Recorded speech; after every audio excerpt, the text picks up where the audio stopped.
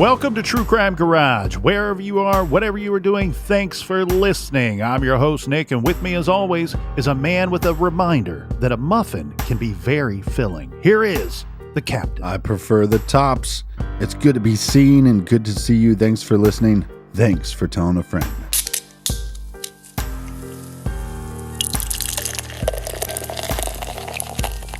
Today, we still have this fine double IPA called Green City by the good folks over at Other Half Brewing Company. Featuring 3 different kinds of hops, this American IPA is both smooth and hoppy with some citrus. Garage grade 4 out of 5 bottle caps.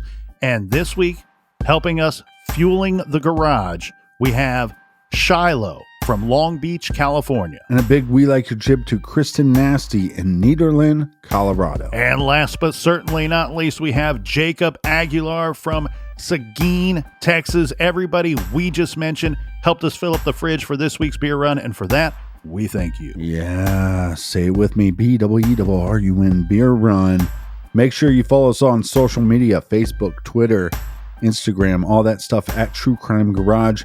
And also, we've been adding a lot of content to the YouTubes, so check us out on YouTube at True Crime Garage. And Colonel, that's enough of the business. All right, everybody, gather around, grab a chair, grab a beer.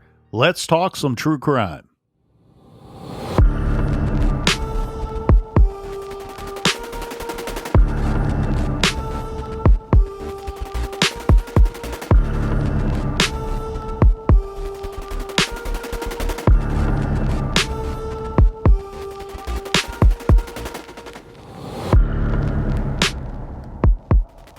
Gatha Bowman was 37 years old when she went missing. Authorities were not able to charge anyone in her slaying, and that remains true to this day here, Captain, 30 years later. Gatha was well liked. She was a 1974 graduate of Utica High School. She attended Ashland University here in Ohio. She earned an associate degree. And in her career, she was a director of respiratory therapy at a hospital. This before the early 90s, when she started a medical business named Premedica. She was the mother of 2 children and the stepmother of 2 more before she went missing. The general timeline, and we went through some of the details of this in our coverage yesterday. But on February 15th, 1993, Gatha Bowman left work, the business that she owned, Premedica Healthcare, at 6:45 p.m. She supposedly had a business meeting that evening or that night, but never disclosed where or with whom. The following day, February 16th, Gatha's ex-husband, Greg, reports her as missing, saying that she never picked up her children from the babysitter's home. The following day, on the 17th of February, Gatha's snow-covered van was found outside of the Best Western Motel on Laver Road. This, again, just 1.5 to 2 miles away from her home and not terribly far from her business either. Then we fast forward to March 16th of the same year, 1993, when a Delaware County engineer finds Gatha Bowman's body in a gravel pit or near a gravel pit in Delaware County. As we said yesterday, this is a county that is separated by another county from Richland County, where she went missing, about 50 miles away from home. Someone had attempted to conceal the body there, and police said outwardly, right from Jump Street, that they had no reason to believe that she was killed where she was found. In fact, they had reason and such evidence to suggest that maybe she was killed elsewhere, and this, for a lack of a better term, was simply a dumping ground. So like the Colonel was saying, she went missing from one county. Her body, her remains are found in a different county. So now we have 2 sheriff departments that are working this case. Yeah, and this is where things get even more complicated. And sometimes it's great to have multiple agencies working the same case, and sometimes it's not. It's hard for me to sit here and examine this investigation and determine who was doing a good job, who was doing a not so great job, or how well the two sheriff's departments were working together. Keep in mind, there are complications based off of just the time period in which she went missing and when she was murdered. 1993, technology certainly wasn't what it is today, and thus counties that are separated by roughly 40 or 50 miles, that offers up its own complications into the joint, what's reported as a joint investigation. However, what you do have is Richland County caught a case. The case they caught was a missing persons case. This one, Gatha Bowman was reported missing from her home, from her business in Richland County. Delaware County caught a whole different case. Same person, Gatha Bowman. However, they have a homicide investigation to deal with. So what once was a missing persons case now becomes a homicide case. It may have been easier for the public if it would have been fully handed over to Delaware County but from what I've been told and from my understanding is that was not the case. That while it's reported that this was a joint investigation, that may be true in some facets of the investigation. However, it does not appear to be true in all cases here because it looked to me like Delaware County and Richland County were running two separate investigations on the same case. Well, we don't have a good time frame of when Gatha was killed because of the weather. You talked about that yesterday.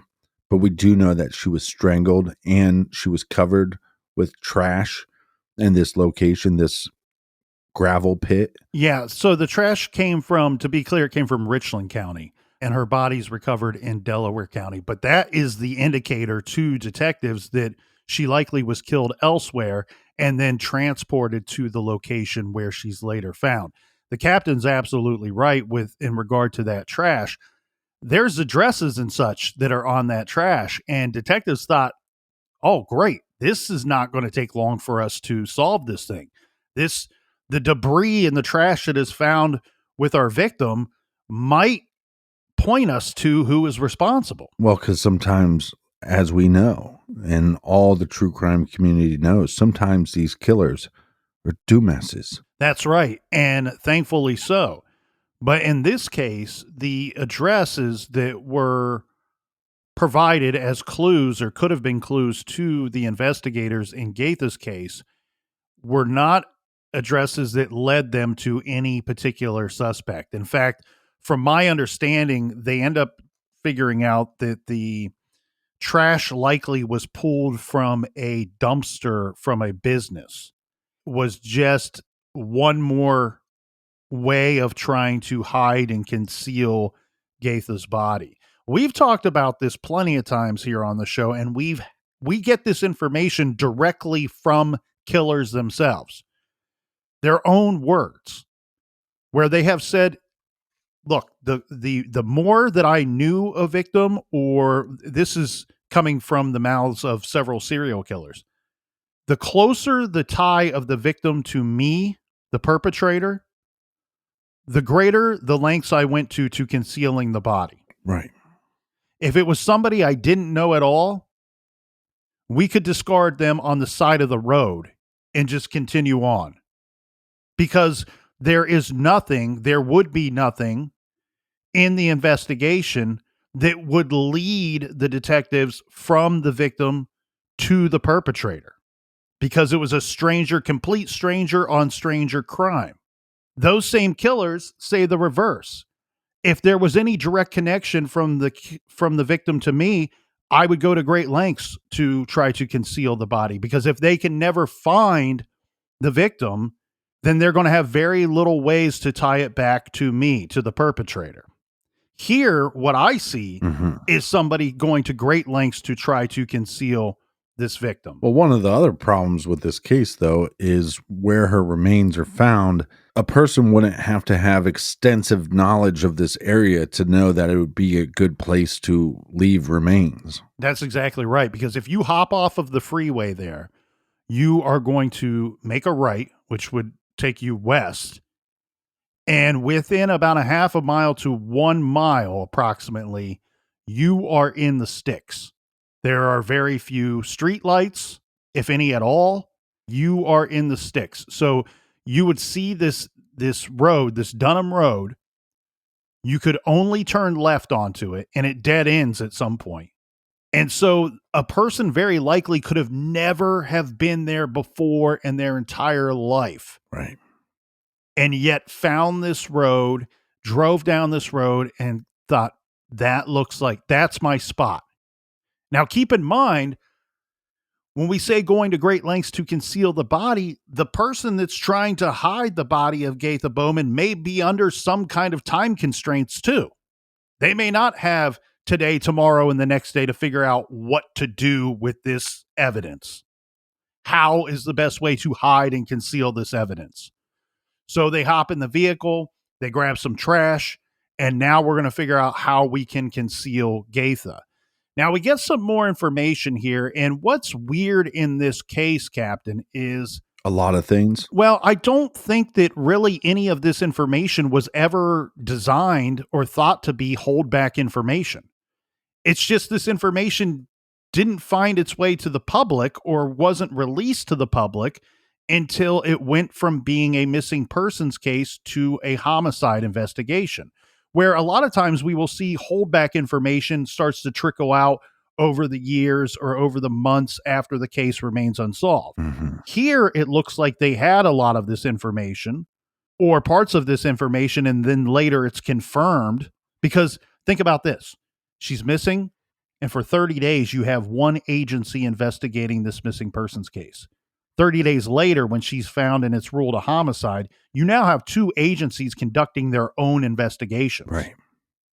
So they're either doubling down on the same information or they're finding additional information that was not uncovered previously.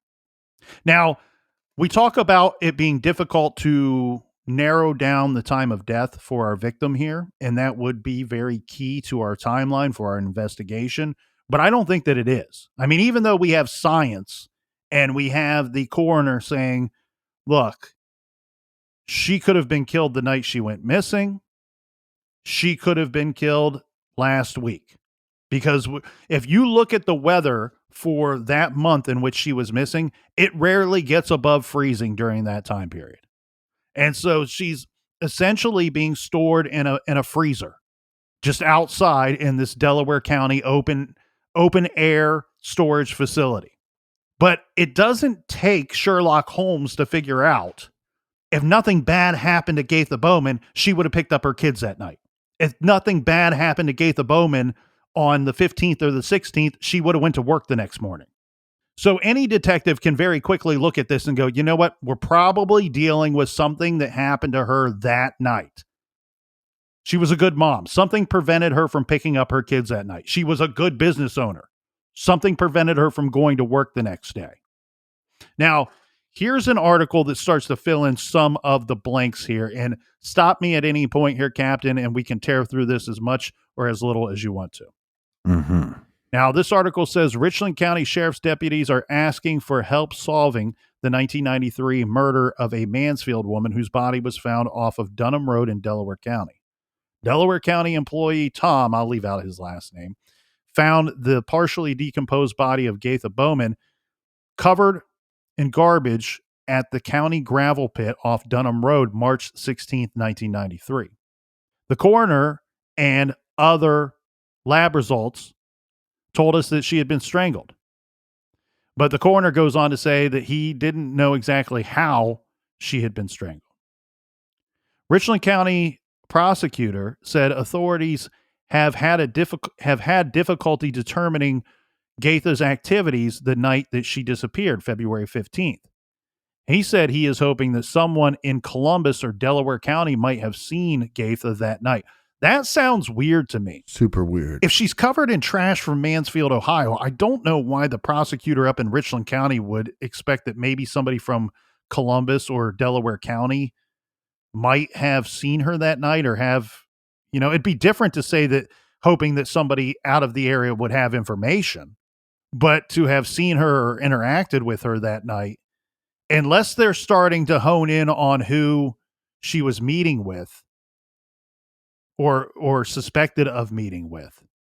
And I think we're going to get those answers here very soon. But isn't that also strange to you? We do know that she at least changed her clothes once. To me, that it seems like if you're going to have a business meeting and you're coming from work, you just meet the individual in your business attire. Well, and that's exactly right. And you also get the snow here. The snow is going to be big indicators on when her body was placed there and when her van, when she parked her van or somebody placed her van where it was later found. Right.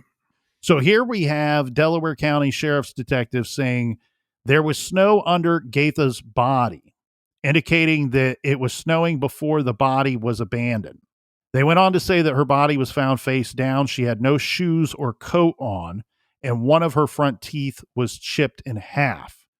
Bowman was wearing some expensive gold jewelry when the body was found. This indicating that robbing this poor woman, stealing her valuables, was not in the killer's mindset. Yeah, and you said that they believe that she was strangled, but we didn't say if we thought there was any sign of sexual assault. Correct. And in no report do they ever reference that. And so my belief would be that no, that was not a factor here in this case. Right, which leads us to some motive here. No sexual assault, and like you said, she had some jewelry on her. Also strange that she has a cracked front tooth. Makes you think that there was some kind of struggle or fight that at least happened before she was strangled. Well, and without getting too much in the weeds here, Mm-hmm. that chipped tooth very likely could have happened when she was placed where she was later found. Right, that's a good point. We know that she was found face down. Mm-hmm. That's a chip that could have occurred by dropping her there. Yeah. Given how she's found, I can't imagine that the killer went out of their way to place her there nice and neat and gently, especially knowing that then they covered her in garbage. This dumping site, like you said, it's you don't have to have a lot of knowledge of that area, but it is a risky maneuver because it is a dead end. And so there's a possibility that you have to go in there quickly, dump the body, and get out without somebody seeing you. Correct. That does seem risky, but go back to what we were talking about before. I think there's a high probability of whoever placed her there may have never been on that road before. Right. They may not know that it dead ends. They may simply be out driving around looking for, air quotes, a good spot. Yeah. Back to what you were saying here, Captain, and this is very strange. This is weird movements of our victim here. You referenced the different clothing found on the body. So they go on here to say that Gatha Bowman, it was reported that she was wearing a pant suit when she was last seen at work on February 15th. Right. When her body was discovered, she's wearing a skirt.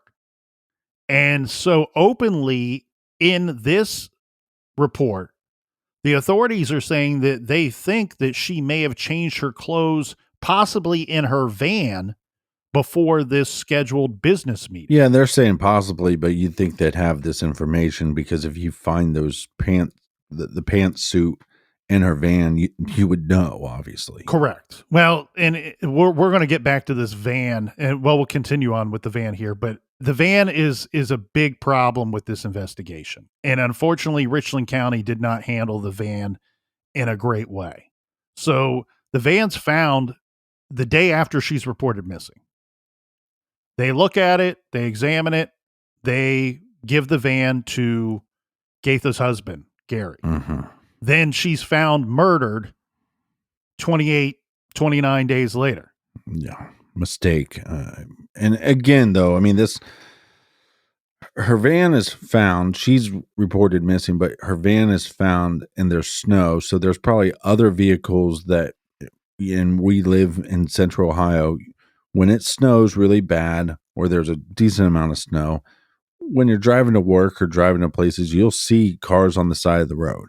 You'll see cars that were abandoned.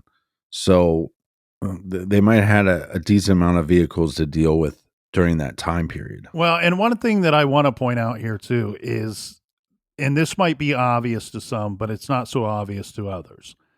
When authorities are saying, look, we have witnesses saying she left work wearing outfit A. We find her body, she's wearing outfit B. Right. We are openly telling the public, who we are currently asking for help, we believe that she changed her clothes in her van before this business meeting.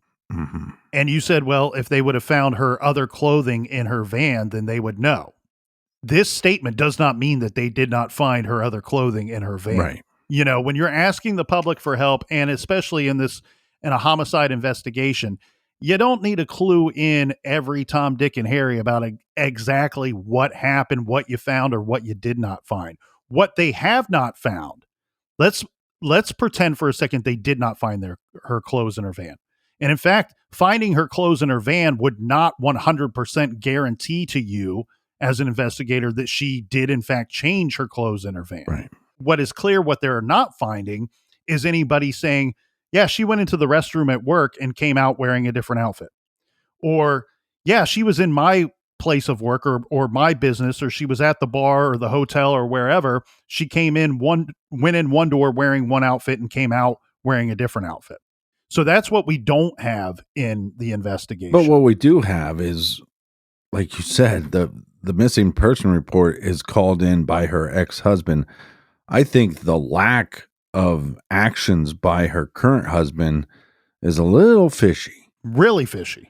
A whole lot of fishy. Well, I was trying to be nice to the fish. Continuing on with the van, in this report, we get a little bit more information where it's saying that her van was found in the parking lot of the Best Western Motel in Richland County.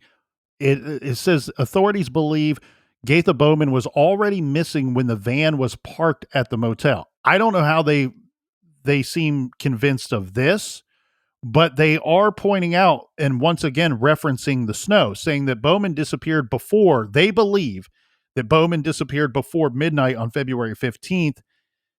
And because there was no snow underneath the van, and there was snow on top of the van, and it was snowing by midnight that night, they believe that her van was placed there before midnight, and obviously it remained there until after midnight, and they believe stayed there the entire time that it was snowing.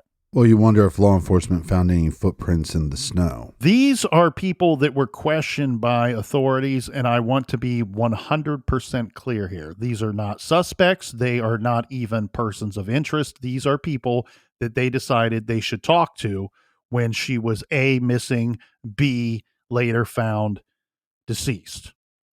It says those questioned by authorities include Gatha's husband, Gary, her best friend, Mary, her 13-year-old son, Jason, her ex-husband, Greg, Gary Bowman's father, Charles, 3 employees at her medical supply business, a local physician whose business she was trying to obtain, and then numerous unnamed persons. So it says numerous others, with a reminder that no charges have been filed in the case as of this report, but going on to say definitively and for the public's information that they currently at this time did not have a prime suspect in Gatha's case. They're also not stating that they cleared any of these individuals. Correct. And it would be, I wouldn't expect them to publicly announce anybody being cleared, right, especially when we have so many questions in the timeline itself. You know, one detective told me once when I asked him on a different case, I said, "Hey, did you clear anybody in this case?" And he said, "Look, you know, we like so many cases, we don't clear anybody until the case is solved." And he went on to say, in fact, that when he arrives on a crime scene, there are only 2 people that are not suspects: himself and his mother. What I find of interest here, Captain, in this later report that's coming out is the information that's coming from her employees at her work. So we're getting, again, it's hard to say because now we have 2 agencies investigating this case, where before we just had the one. So is this new information that was gleaned by the new agency in investigating the homicide? Or was this old information that just never made its way to the public because either it was A, unnecessary to tell them, or B, it might have been some kind of holdback information. Mhm. And the two things that come out from the employees at her work was one, that it was not such a mystery of who she might have been meeting that night. The business meeting was with this local physician whose business Gatha and Premedica, her company, was trying to obtain, Right. right? They're trying to become this physician, this hospital or doctor's office medical supplier. So this seems like a typical run-of-the-mill business meeting. However, this person's not a complete mystery to all involved. They know who the physician is. They spoke. Investigators spoke with this physician. Right. That's why they questioned him. The other thing that comes out in this report was that there was an argument that was not so secret to the employees that took place the day that she went missing. So they report to the authorities there was an argument that went on between Gatha and her husband Gary at Premedica that day. What's weird here, Captain, is this, depending on which agency you talk to, they describe this argument differently. Now, you only have 3 witnesses, and maybe each of those witnesses had a different interpretation of this argument. And maybe that's why we get varying stories. But the very brief description, one provided by Richland County Sheriff's Office, they describe it as a violent argument that took place at work that day. Delaware County describes it as a very loud argument that took place that day.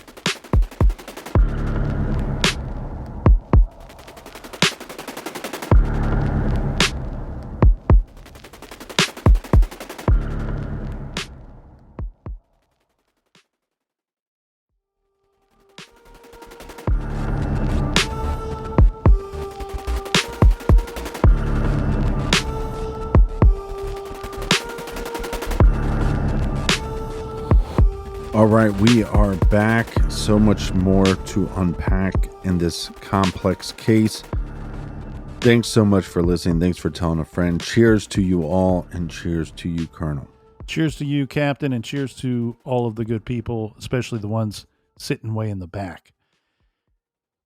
Here's some detailed information on that day. And again, I think we need to underline this, circle it.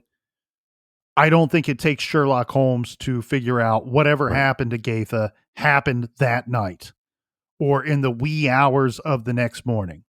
And you almost have detectives outwardly saying this. They are saying that, look, because of how her van was found and because of the weather conditions that night, we believe that she went missing or something happened to her, and potentially her van was later placed there. Again, we'll get back to that van, but the information that we get much later in this investigation are saying that it was learned that Gatha owed the IRS approximately 8 to 10 grand in business related taxes. Now, this may sound like a whole bunch of money, but Well, it's not a ton for a business. It's back taxes, but it's not a ton. And then I don't think they put a ton of pressure on you to pay them off immediately. You can kind of pay them through a period of time. the business itself was successful. So it seems like they would, if not immediately have the means to pay this off, they would at some point. Now, back taxes, what have you, February 1993, that is going to be tax season for her business anyway. So it's difficult for us to sit here and say, how far in the rears were they with the taxes? But it's believed that the argument that took place between her husband, Gary, and Gatha at work that day may have been in relation to this money that the business owed to the IRS. Mm-hmm. The employees went on to tell the authorities that Gary Bowman left Premedica at 6:45 p.m. It is believed that he went and got his glasses repaired And it's stated almost as fact here. So my guess is somebody knew that information, or Gary told that information to the authorities and they were able to back it up. He goes on to say that he ate dinner and then came home, and he was home about 8:20 p.m. that night. He says that when he arrived home, Gatha and the children were not at home. He decided to go out and start looking for her, stopping first at the Best Western Motel, where he told authorities he thought he had seen her van. Well, this would go with the timeline a little bit here that we've been told by the authorities. Yeah, but it's very strange. Why wouldn't you just call the babysitter to see if she picked up the kids? Yeah, but I think we need to point out the obvious here. This doesn't indicate that he didn't call the babysitter. He's not going to, I would doubt that he would just willy-nilly just start going out and driving around looking for his wife and children. He probably very likely reached out to the babysitter at this point. But we do know he's out looking for her. I think what the strange thing here is him telling authorities that he stopped at the Best Western Motel, where he told authorities he thought he had seen her van. He says when he reached the parking lot, he realized that it was not her van. He then went into the lounge, which would be that bar that was in the same parking lot, for about 15 minutes or so, and then returned home. He said that he fell asleep, and then he woke up about 2 a.m., and this is when he realized once again that his wife and children still had not returned. At this time, he calls Gatha's mother, and he calls the babysitter, this to try to locate the children. As we pointed out, that location where the van is found is not terribly far from their home.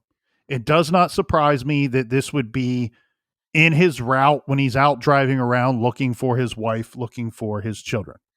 What surprises me is to have a statement from the husband that says, you know what? I pulled in to the parking lot because I thought I saw her van there. And then I got out of my vehicle. I determined that it was not her van.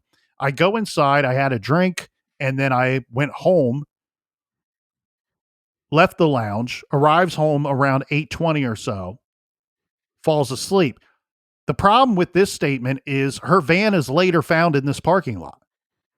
So what the hell is it? Right. Was it her van or not? I mean, it's like the Princess Bride. You hear the statement and you go, inconceivable. How the hell can he tell authorities I stopped there because I thought I saw her van, and then determined that the van I spotted was not hers, and then later her van is found in this location? So I mean, I can't wrap my head around this. Yeah, is he just such a dumbass that he can't identify his own wife's van? Or is it possible that he's like, well, somebody might have saw me at the Best Western, so I need to place myself there. That's what I think we have going on here, because according to his own statement, he went into the bar. Such a Don thing, man, to establish your own alibi. That's a Don thing, you know? You would expect that if, well, here it sounds like it's a Gary thing, but you would expect that if he went into the lounge, as he states to authorities, that somebody would have seen him. And then there's the other thing, though, too, is, you know, we're reading these reports. We're not there to question this individual and ask for the details. Could it have simply been that he was unable to discern 100% if this was or was not his wife's van? So he did go inside to see if she would be there. Right. And then because she wasn't in there, he decided that, oh, it's probably not her van. A 1990 Dodge van is not an incredibly uncommon vehicle. Right. It's weird to me that we have the ex-husband that's calling in the missing persons report. Well, and also, look, it's the early 90s. There's a lot of people with little stickers or bumper stickers. And so it's like, yeah, there's a lot of vehicles that are the same vehicles, but there's normally some kind of identifying marker. You'd think they would know maybe some information of what her license plate said. I agree with you 100%, Captain. I that's the biggest problem with Gary's story to me. Again, Princess Bride, inconceivable to tell me that you went there and you purposely pulled into that parking lot because you thought you spotted your wife's van, somehow, some way determined that it was not her van, and then she's missing, later found killed, and her van is found in that parking lot less than 48 hours after she left work that day. Well, and also less than a few hours after you were supposedly at her work and had this heated conversation, or the other report is a violent confrontation. Yes, and that's weird too. Now we do have the victim's mother who openly stated that she was very unhappy with the investigation. She is stating outwardly that there were problems with the investigation from the first week. She doesn't have a whole lot of problems with the investigation as it took place going forward after it was known that this was a homicide investigation. She has a problem with how things were handled within that first week. In particular, the van, the finding of the van itself and then releasing it. She has openly said to the public that she thinks that a lot of evidence, a lot of information was missed, was lost, and gone forever when they returned that van to Gary Bowman. Well, they returned it so quickly, and this is information we don't have, we're not privy to, but it's like, well, what's the color of the interior? And is it possible that there was blood in the interior that maybe somebody just missed? But you give it back to this individual that you haven't really questioned. And why didn't he call to report his wife missing? I cannot for the life of me figure out why he doesn't report her missing. Okay, I can get over that fact. What I can't get over is that if I'm an investigator and I'm looking at this and I'm going, husband doesn't call this in. Right. We find the van. He's telling us he went to this parking lot. A location that he told you he went to. We find this van later. I'm wondering what kind of search was done on this van. It seems to me like they just willy-nilly released it and probably didn't take good inventory or record of what observations they could make on this van. Right. And the other thing too, I want to be clear here. Yes, we're dancing around the whole idea that Gary is probably a prime suspect or should be. But definitely should be a person of interest. But regardless of who is responsible for this homicide, it doesn't have to be Gary that killed her for evidence in that van to have been lost, like Right. her mother is pointing out. Whoever the killer is, there could be evidence that was lost against them regarding this van and the returning of this van. The timeline, let's take it out a little bit further here. So after the body is recovered in March of 1993, in July of 93, we start having investigators singing a different song. We now have two suspects in Gatha Bowman's homicide. They do not name one of the suspects, but if you're willing to read between the lines, and you don't have to read very hard, you can see that they're almost openly naming the second suspect. And okay, hit me. It's Gary Bowman. And again, they're not outwardly stating 100%. They're not putting those words in the same sentence. Gary Bowman is a murder suspect. But what they are saying is, we have gone to Gary. We've asked him to submit blood. We've taken blood from this person, and we are now going to be conducting DNA test. We have the DNA from our two suspects, and we're thinking that these tests, once we get the test back, it's going to tell us who did it. It's either person A or person B. We've narrowed it down to person A or person B, and based off of the DNA evidence, we think that it's going to tell us which of these two people. So what the problem here in the investigation became that they could not, you asked about clearing somebody. They could not clear either of these two individuals. There was evidence to suggest that one of these two people was the last person to see Gatha Bowman. the evidence, unfortunately, could not clear either person. Okay, so when we look at Gary, again, very strange. He doesn't call in a missing person report on his wife. He does have a alibi for leaving the business, and he went to get his glasses fixed. But after that, by his own admission, he has no alibi. So if we're thinking that this murder took place that night, or at least she was kidnapped that night, he doesn't have a solid alibi. And then this other individual, who I have to believe is the physician that she told some people she was going to go meet. right, which would make the most sense. Then it makes you wonder, well, maybe he didn't have a solid alibi either. And you have to believe that, right? Unless they have something in the investigation saying that she met up with some unknown person, or let's say went into the bar and somebody approaches her. The thing is, though, they don't have any information or any evidence suggesting any of that. Their evidence suggests to them that the last person to see Gatha Bowman that night was either A, this physician, or B, her husband. And so you're saying that they took DNA from both of these individuals, they test it, and there's no conclusive answer. Yeah, and so let me give up a little bit of insight on that. And this is just the colonel here reading between the lines, okay? There was a struggle. There was a struggle that took place. We had already said that the coroner says, well, she was strangled, but we don't know how. She was very likely strangled, just somebody wrapping their hands around her neck. Right. After a struggle took place. So there was a struggle. And look, I'm making a lot of inferences here, but I think a lot of them will make some sense once we go through them. Because we have two individuals that we cannot clear either.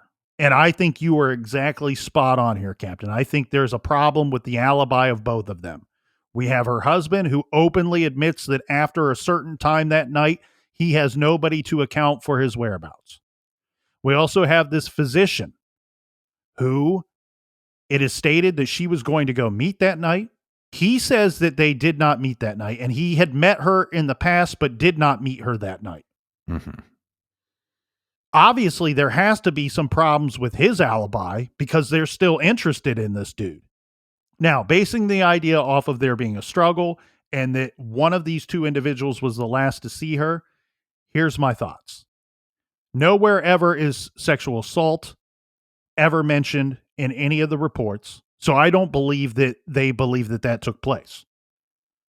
What I do think that they have evidence of, and they're not outwardly saying it, is that if a struggle took place, she very likely may have the killer's DNA, skin scrapings, what have you, underneath her fingernails.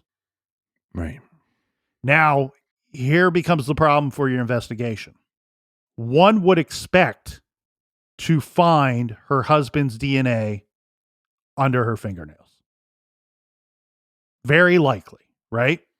Very possible, yes. We know this from other homicide victims. We know this from other cases.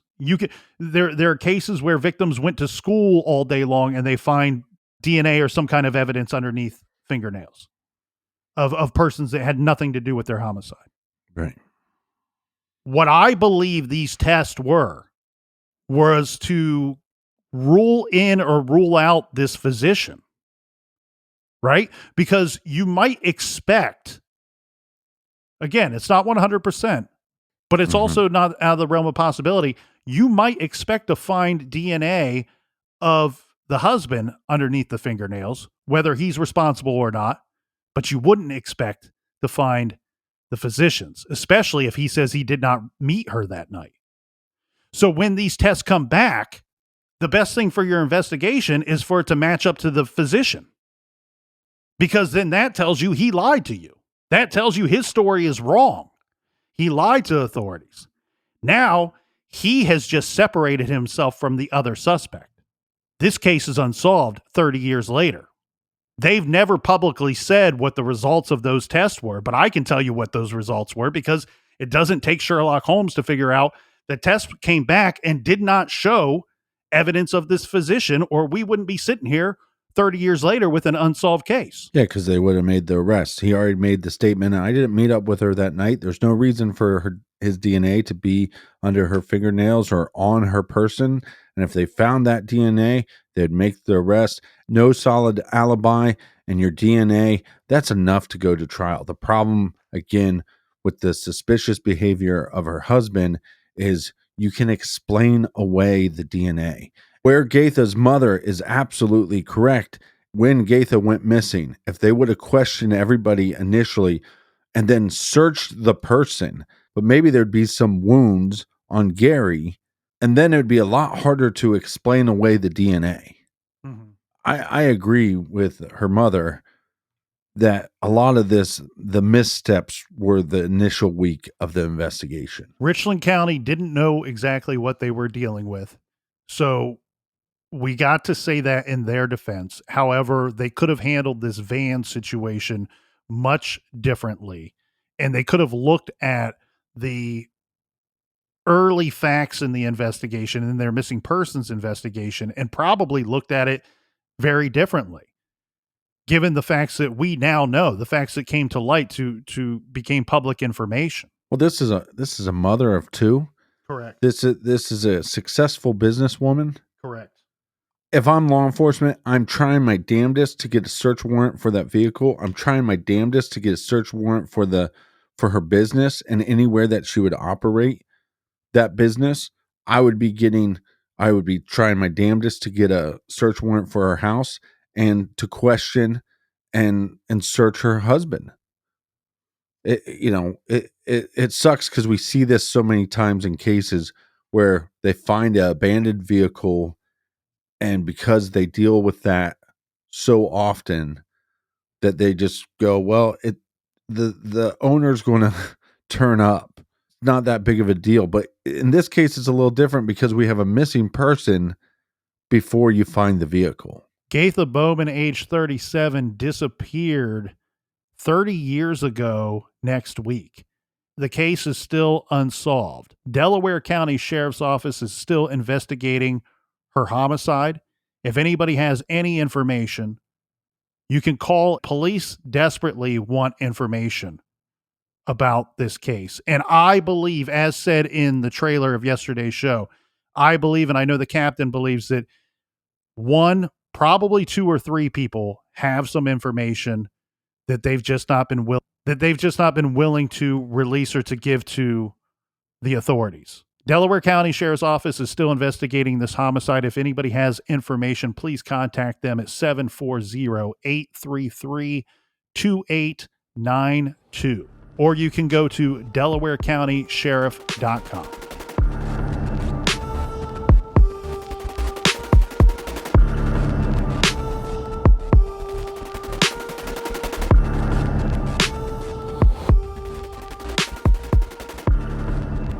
Thank you so much for joining us here in the garage each and every week. Make sure you subscribe to the podcast. Colonel, do we have any recommended reading for the beautiful listeners? This week we are recommending Nothing But the Night, Leopold and Loeb and the Truth Behind the Murder That Rocked the 1920s America by Greg King and Penny Wilson. We've been talking about a case from the 20s recently here in the garage. So very fitting to recommend a book about the most infamous case from the 20s. Leopold and Loeb were wealthy and privileged teenagers who were charged with killing 14-year-old Bobby Franks just for the thrill of it. A gruesome crime that would lead to the original trial of the century. Check out Nothing But the Night by authors Greg King and Penny Wilson. And you don't have to write down that title right now because you can visit our recommended page by going to our website, truecrimegarage.com. And while you're there, make sure you sign up on the mailing list. We got a pretty big announcement coming, and the people on the mailing list will hear it first. So you want to make sure you sign up on that mailing list. And until next week, be good, be kind, and don't litter.